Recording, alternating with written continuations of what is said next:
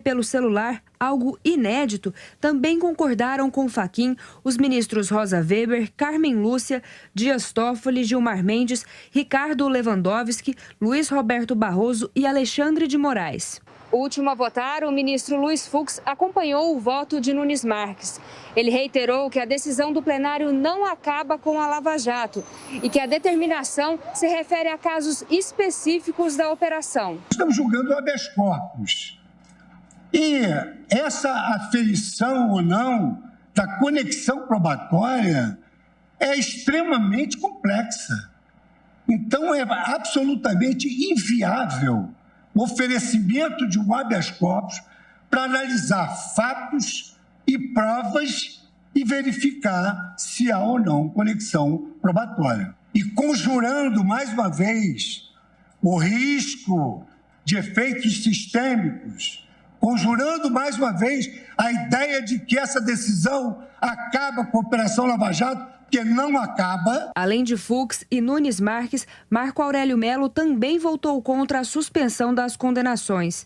A defesa de Lula classificou o julgamento como histórico. Segundo a nota assinada pelos advogados Cristiano Zanin Martins e Valesca Teixeira, trata-se de uma decisão da Suprema Corte que restabelece a segurança jurídica e a credibilidade do sistema de justiça do país. Com o resultado, o ex-presidente Lula recupera os direitos políticos e pode disputar as próximas eleições presidenciais. Bom, e a reação em Brasília dessa decisão de ontem do Supremo Tribunal Federal? Conosco José Maria Trindade. Você sempre disse aqui que tem um pouco de dúvida se ele será ou não candidato à presidência da República. E agora, Zé Maria, isso muda um pouco a sua opinião ou não? Não, eu ainda tenho um pouco de dúvida aí sobre a candidatura, mas o mundo político não tem dúvida não. Acha que Lula será mesmo candidato à presidência da República. Como diz a defesa de Lula, foi realmente um julgamento histórico. Vai ficar para a história do Brasil a maior vergonha e o recibo de que os tribunais superiores, principalmente o Supremo, é mesmo um lado político da justiça brasileira. Sempre se soube por aqui que os tribunais superiores andam pelos caminhos políticos, mas agora esse julgamento foi o recibo. Esta aí é a contraprova. Olha, Tiago, se eu ainda acho que o Lula não tem cara ainda de candidato à presidência da República, e sim de uma tentativa de acordo, isso eu ainda tenho dúvidas, né? Mas isso aí é só avaliação política. A realidade aqui já é com a presença do ex-presidente Lula na disputa para o ano que vem. O presidente Jair Bolsonaro, do seu lado, já garantiu, diz que é isso mesmo e já coloca a sua objeção, dizendo que o Brasil pode partir de uma forma muito perigosa para a esquerda, ele chega a comparar com a Venezuela, e do outro lado, no Congresso Nacional, o centrão, ou seja, o centro, que não é exatamente esse centrão que atua na política do Congresso Nacional, o centro se prepara para evitar esta disputa entre Lula e Bolsonaro. Hoje, o líder do PSDB na Câmara, o deputado Rodrigo de Castro, ele publicou uma nota dizendo que os partidos de centro devem se unir para evitar esta polarização e radicalização do que ele chama de extrema-direita e extrema-esquerda. Aí ele fala que, inclusive, com a participação do PSDB, o que há, partidos e candidatos se unem, todos retiram a candidatura, discutem a possibilidade de uma candidatura única e quem estiver melhor, em melhores condições, será o candidato apoiado por todos esses partidos de centro.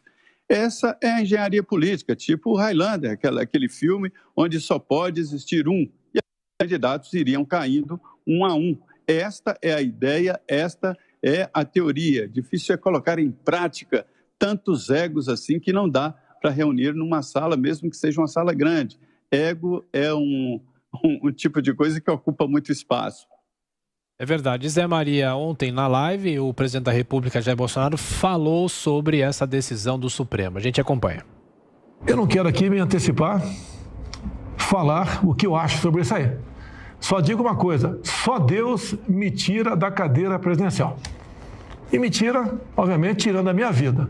Fora isso, o que nós estamos vendo acontecendo no Brasil não vai se concretizar.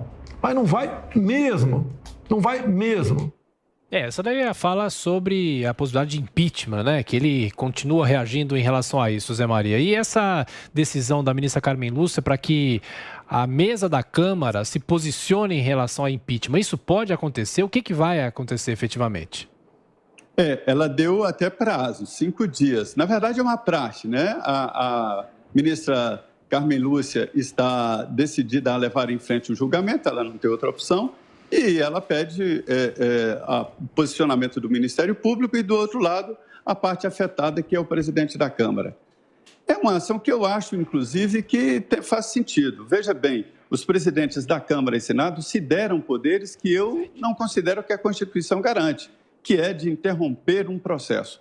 Ele tem que despachar, o presidente da Câmara, na minha opinião, tem que despachar os pedidos de impeachment que chegam na casa. Eles têm que despachar, ou rejeitar ou aprovar. Não pode segurar no momento propício, ou no momento em que o presidente acha que deve levar ao plenário. Não, tem que despachar, dizer não ou sim. O que acontece é o seguinte, quando o presidente diz não ou diz sim, aí imediatamente, se houver interesse, os partidos levam para o plenário, que é a autoridade máxima da Câmara ou do Senado, é o plenário.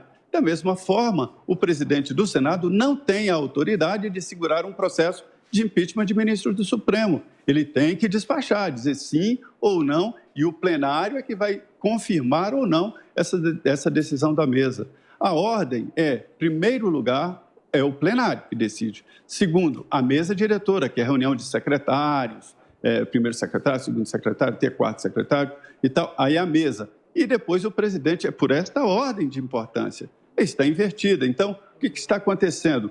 O presidente está assustado à toa. É exatamente o contrário. Você não pode dar poder ao presidente da Câmara de, no momento em que ele julgar propício e levar o processo adiante. Não, isso é uma decisão do plenário. Digo mais, não há no horizonte nenhuma possibilidade, nenhuma das premissas de impeachment estão no horizonte. Nem há apoio popular, não há votos no Congresso Nacional e nem crime cometido.